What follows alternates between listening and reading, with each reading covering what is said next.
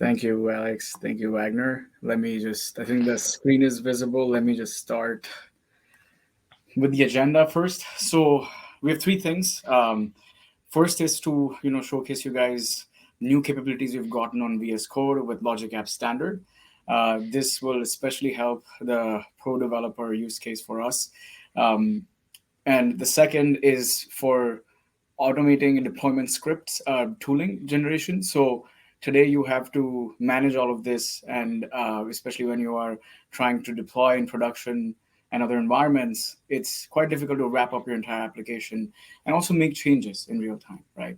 So we have something in that too, and we'll leave some time for Q&A, but we'll have some demos for both of them.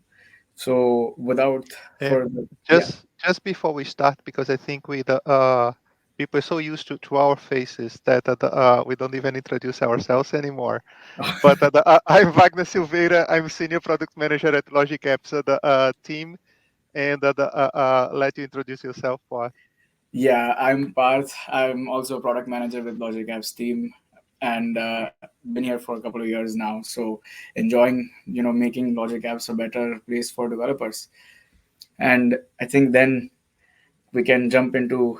We should have jumped into the Let's agenda. go to the good things. Yes.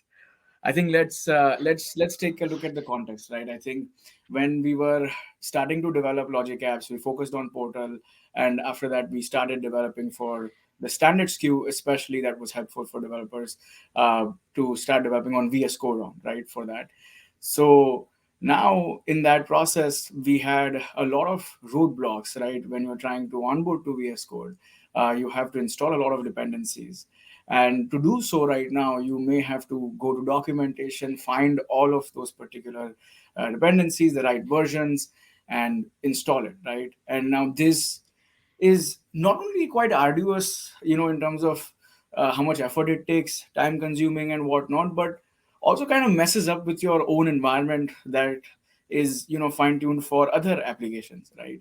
Uh, Apart from logic apps that you may be using, right? So in that case, like, we wanted to help, first of all, to make this time shorter, that you can get to designer and start focusing on business logic and really get that low code pro code experience in VS Code, uh, because we want to give that extensibility not just in Portal but also VS Code. And moving further, we also want that crisscross extensibility, so if you want to migrate anywhere, you can do so. That's another tangent. Especially for the onboarding, we are bringing you a few different kinds of features. The first, the main two ones, were to to automate the prerequisite installation through binaries. This will be only particular to logic apps, right? And we'll look at it in the later slide. And then also to speed up the application start, so you have to run the design time, you have to run the Azure, right? You got to start all of these things, right? And to do so, again, manual work required to write some functions commands and things like that too. Or maybe, like, it takes a lot of time when you're trying to open the designer, right? Especially through that workflow JSON file. So first of all, when we look at the prerequisite installation, as I mentioned, there were a lot of dependencies. These will all be available for you to automatically install in the new version that has come out for Logic Apps. So please update to that if you haven't already. And in that, we have this automatically checking of the dependencies if you already have them. So we won't touch it. But if you don't, like, it will automatically validate and create separate folder, right? Based on a portal binary package that will contain all the dependencies, right? And this location will be a predefined one, which can be configurable in settings, obviously. But the main idea here is not only it takes less time for you to start running the environment, but also, like, it decouples the logic app requirements from your other system variables, right? And other system softwares that you may be using, right? So this is currently in public preview, but we have exciting news for it ahead. But for today, and especially going to application start, you have to download all the bundles during extension start. So this is what especially the binary installation will be for. And it also install Azure, right, in this case. And to even speed up your application start, we are automatically starting design time and Azure, right, right? And this again can be configurable in settings. It will be a notification that you'll receive. Again, you've seen the demo. And this is all again for the Azure ad location as well, configurable. And now, as I was saying, the big news, this is available in GA today. It's not just public preview, right? And just a note on that one, because of the and that is my bad. The starting design time, the runtime for design when project start and starting as you write is already available.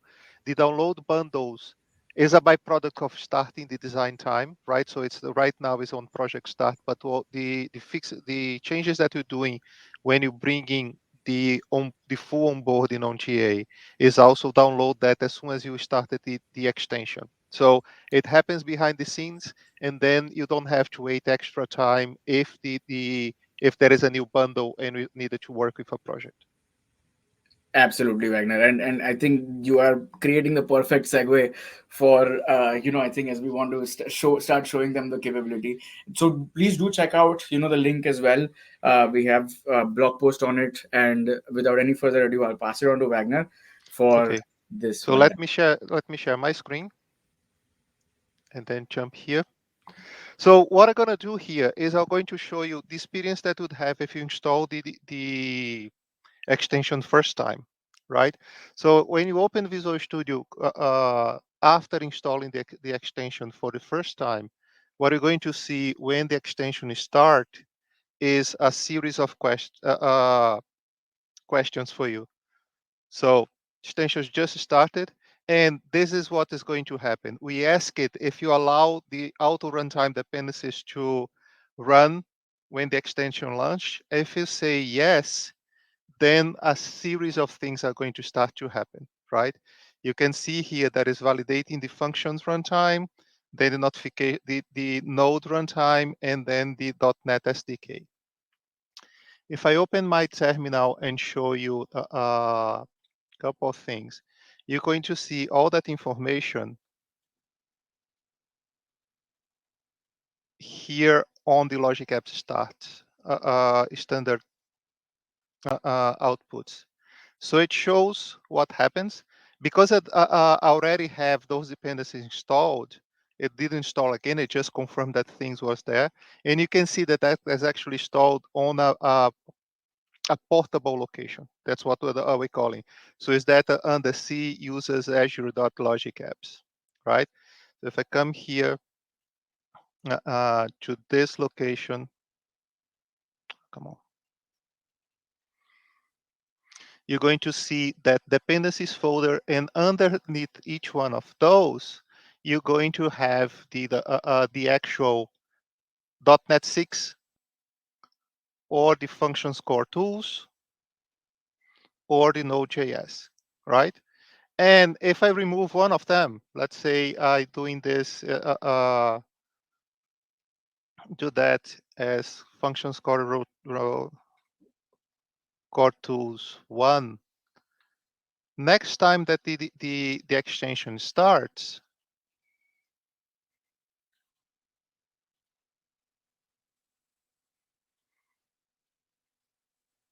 so when you reload the window, the whole thing is going to happen again because it validates. And if finds the function runtime doesn't exist, then it goes and downloads and installs, right? So it's doing the whole process for us now. It's like extracting and running the whole thing. When it finishes, then it validates the other ones, and we're going to see that the functions core tools is back here. Okay, so that is going to be doing. That means that when you're having updates on those items, this whole thing is going to happen again. The other thing that I'm going to want to show you very quickly before we go to the next one is if you create a new project, right? And in this case, I'm going to create a new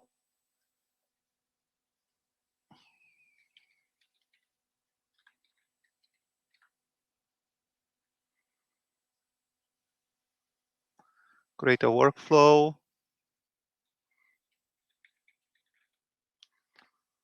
run that even in the current window.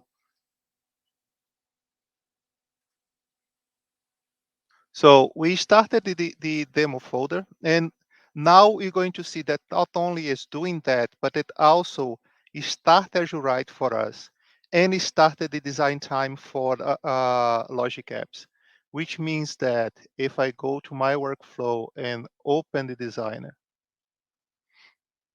right, just taking see if it's going to take a bit longer.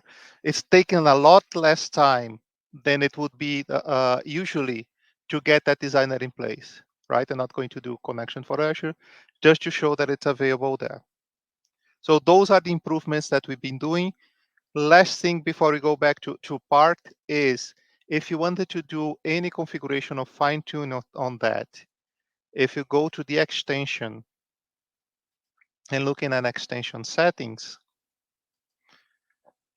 you have all of that at your fingertips. Like, what is the dependency path that I wanted to do? If I don't want it to store it here, I can change that, store in another place. I actually don't want it to use this because I only use the machine for Logic Apps standard.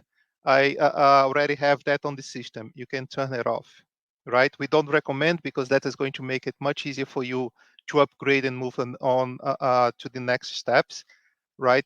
But you can do it. I don't want it to start Azure Write automatically. I don't want it to start the design time automatically. All of that is on your fingertip, as well as the location on where you wanted to add any one of those items. Okay, so you have all of that ready for you to use and to fine tune as you want. And with that, let's go back and bring part back to this. Sorry, I forgot that I was in different place. So just bring that. Oh, your spot. Yep, let me just go ahead. I think the next one is for automated deployment scripts. Is that you wanted to take this one, Ragnar? Yeah, I can talk about that one. So if you can go to the next step. There we go. Okay. So the what we wanted to do with this with this new feature is guarantee that you have separation from concerns from the start, right? So a couple of things that we wanted to do, and that based on feedback for the customers, is the way that we were creating Logic Apps on VS Code. Everything was hard coded to the current instance, and because of that, it would be hard for us to go and move. Like, my connection JSONs is hard coded to where I created the managed connections. My parameters, uh, uh, uh, if I needed to abstract that, I have to create a different copy manually and do all of that myself, right? And have to do this process of swapping parameters and swapping connections.json, all of that manually during my DevOps process. And the only guidance that we have this process is documentation today. So taking that in consideration, we're doing a couple of things here. One is we're working on connections parameterization from the start. So when you're creating a new managed connection or an API connection or a functions connection, it creates that. We're doing auto generation of those deployment scripts as a gesture. And we're working on some Azure DevOps tasks to make it easier for you to onboard things that you already have. So if you go to the next one, part. So as we're saying, for the connection parameterization, we parameterizing connections.json, right? Using a combination of parameters and app settings, like moving things to parameters when they need it, when it needs an object, or to app settings when you just needed a string, right? Or when you needed something that can become a key. So in production, we can connect that to Key Vault. And we're doing that for Azure Managed Connections, to functions connections and API connections, right? And now all of that is happening on the connection creation. So you start the development with the parameterization already in place. Then you create your connections, you're happy with the project, everything is fine. That's where we started to create those deployment scripts. And the deployment scripts that we're creating on this private preview is a set of ARM templates for Azure Managed Connections and for the Logic Apps infrastructure. So if you have Azure Managed Connection on your Logic App, it's going to create that template for you, so you can go and deploy that as part of your process. But on top of that, we actually using those connections and those parameterizations that we're creating together and give you a set of pipelines, and infrastructure pipelines, the CI and CD pipelines for you to connect that to Azure DevOps. And finally, we also creating cloud parameter files that we can use to replace that, and not just that, doing that replacement for you as part of the CI/CD pipeline. So now your local code and your code that you deploy can coexist without clashing over each other, which was a problem that we had before, right? So to show how that works, let me go back to my machine. And in here, I have a private preview of this of this tool, right? So what I'm gonna do is I'm going to be close the folder that we just opened. I'm going to create a new project, and one of the things that we're introducing here is the ability to because we're going to be using more and more workspaces to put all of those different files together. We are creating a new Logic Apps workspace. So putting that on my CDEV, AIS Day, and inside that, I'm going to create a workspace. So this is AIS Day IC demo. I now have the ability to say I only wanted Logic App on my workspace because I might not be using custom code, or I can have Logic Apps plus custom code, right? On that one, I'm going to create, just for sake of brevity, I'm going to create one with just Logic App. The Logic App name for this project is going to be AIS Logic App, AIS Day Logic App. Going to create one workflow, and I'm going to call that AIS Day Demo. I'll open that in the current window. So it's going to replace. And like it did before, it's going to validate the things. It's going to start the Azure write and get all that project ready for me to run. So if I go to AIS Day Demo and go to workflow.json, open the designer, it's just going to take a little while to do that.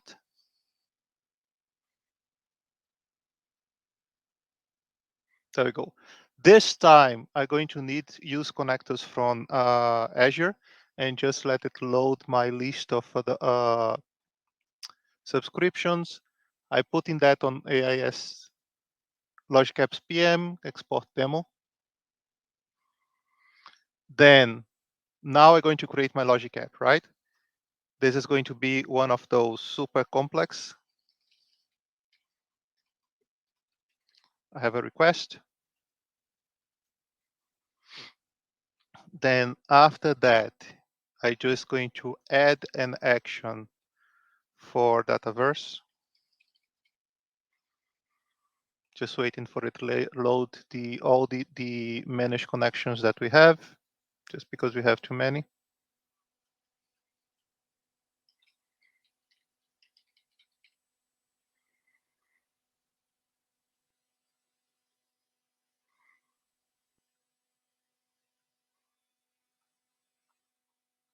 There we go.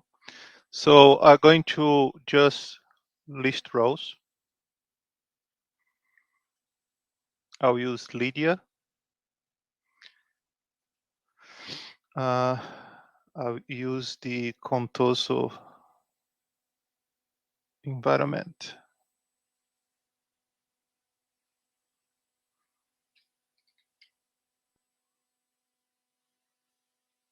What is my, okay, I'll just use that one.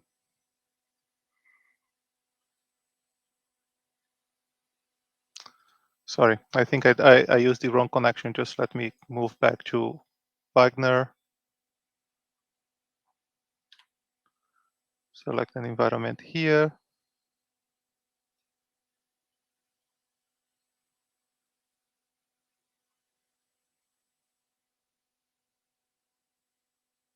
What? Going to create a new connection because this is not looking like the right one.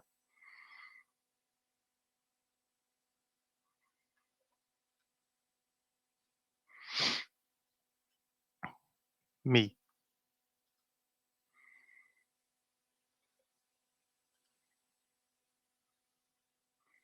There we go.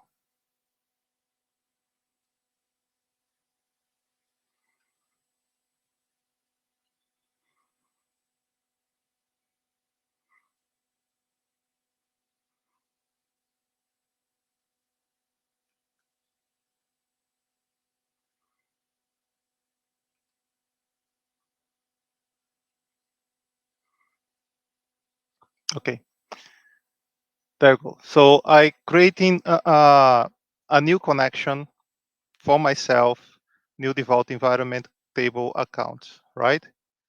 So when I save this, there's two things that are going to happen here that we wanted to see.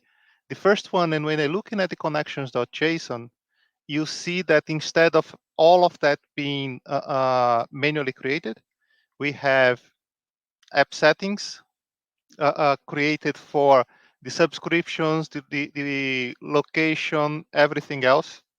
We have parameters for the connection runtime and parameters for the authentication. So if I look at my parameters.json, I have all of that in place, right? And then finally, if I have the look at local settings, I have connection key and connection URL put it in the place for me. So now that Logic App should be ready for us to run and everything else. Because of the just interest of time, I'm not going to run this Logic Apps just to prove that it works. Because what I really wanted to show you guys is if I click on the Logic App, I have this new option to generate deployment scripts, right? And then when it's doing that, it goes through the process of generate those deployment scripts. And in here, I provide a set of information, right? And I provide a subscription, I provide a resource group, then I provide the name of the Logic app, and this is going to be AIS demo test, actually AIS day demo test, AIS day demo store for the storage account, AIS day demo ASP for the app service plan. And I'm going to create all of that in a new deployment folder that is going to be added to the workspace. And that's what I did, right? So in here, it creates a new deployment folder with the AIS demo day test. And inside that folder, we have ADO pipelines. So we have an infrastructure pipeline that basically gets all those ARM templates and push into a location that it can be executed. We have variables that are associated to that template. What is the environment? Where is going to be the resource groups and all those things? All of that based on the information that we provided. And we have an infrastructure pipeline template YAML that calls the Logic app and the Common Data Service tree deployment, Common Data Service tree connection that I create. If I had more connections, it would create in one task for each one of those, right? We also have the CI pipeline that goes and build your Logic app, including replacing your parameters file and publishing that for you to use, and the CD pipeline that gets this and publishes that logic apps settings that you might need to update and deploy the logic apps workflow. All of that with accompanying variables, so you can actually plug in your own variables for your ASDO environments. From ARM templates, we created a ARM template for the logic app with its parameters, and ARM template for the common data services connector, right? And this is going to be used by CD pipeline. And finally, we have the parameters for the parameters for the cloud, and you can see that it already took care of the parameters.json, while locally it's using the raw key with the connection key that we provide, right? On the cloud, it's already changed that to manage identity services. So it does a lot of this work for you, right? Uh, for sake of time, I'm not going to have time to go and deploy all of that to Azure DevOps and run the end-to-end, but we've been doing work with that, and it's really close to all of that being working seamlessly. So just remember that all of that is private preview right now. And maybe if we go back to the parts uh, uh, folder, did you stop your sharing your screen part?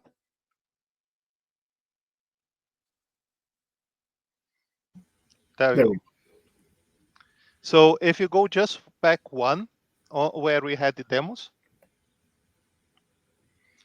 one thing to get there is like we been getting request of interest for the private preview, right? And we're going to be sharing that link for you if you wanted to join the private preview of that feature.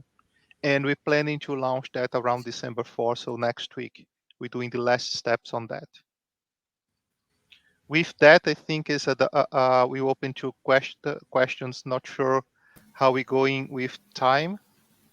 So we have a few minutes, so I think we're good. Go. So we've got a couple comments and a question. So the first comment was related to like the dependencies with the, basically figuring out all the dependencies. So there's some positive feedback here, so I think you're on the right path from that perspective. Then there was also another comment, and this was related to the infrastructure as code that you just showed. So big Mickey, this will save half of the development time. So once again, Good. some Very good to positive know. sentiment there. And then there was a question here. So I think I missed it. Where should we go to generate deployment scripts? Let me add my thing to stage again and show one more time. If we are on a project for Logic Apps and you right click, you're going to have that gesture called Generate Deployment Scripts. And from there, it goes and starts that process to create the whole thing again, right? That means that you can like keep on a cycle of working, deploy, generating scripts, working, create, generate scripts, and that is going to be when you push that to source control, it goes there to the project for you.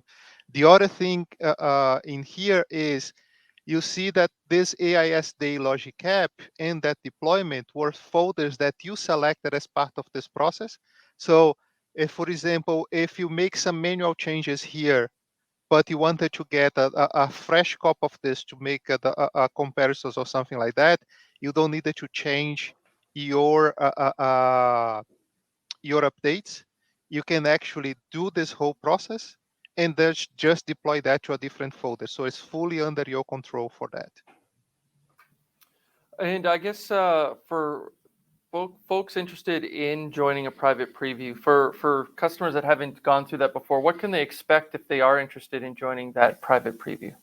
So when you join the private preview, we're going to be sending to you a private physics, a private extension that you can install. We're going to give you the instructions on how to access the private bits that are required for that.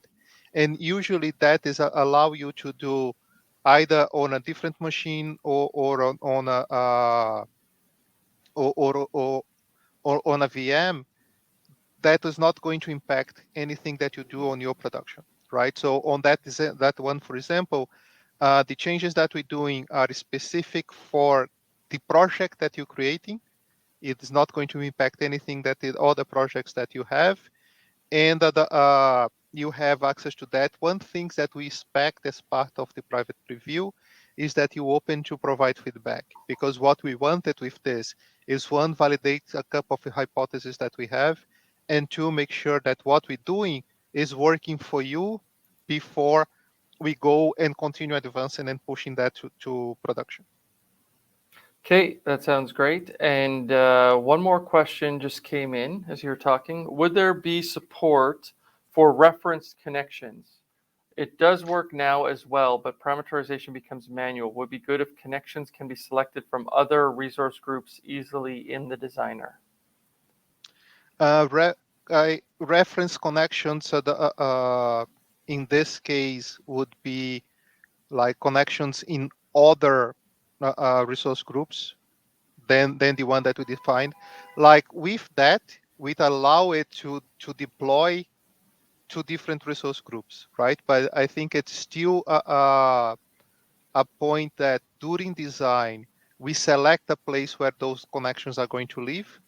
One thing that you notice there is an improvement here, Ritu, is before you have to manually create the connections, even if the connections already existed in the resource group, right?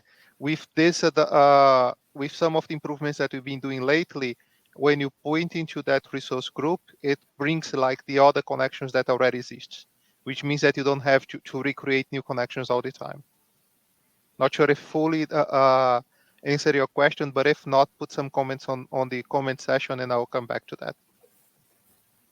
All right, and then you'll also add the link to submit a nomination for private preview as well when you have a chance? Yeah, I'll add that. Awesome. All right, so I think we're pretty much at time. We've got about 2 minutes, but there's no additional questions. So unless there's any final thoughts, we could probably wrap this one up. Please join the private preview and provide feedback, because we wanted to make sure that this is working well for you as a developer. And I totally relate to the sentiment. Being on the other side for less than 2 years ago, is such a relief to get those things easy to install, and hopefully faster to go end to end. That's what we're aiming. We just wanted to make sure that we are in the right path. So much like voting, please provide feedback. Otherwise, you can't complain. Is that what you're saying? Exactly. we All right. give you the chance. All right. Well, thanks, Wagner. Thanks, Parth. Some interesting stuff, some capabilities that I know people will be using a lot in the future. So thank you.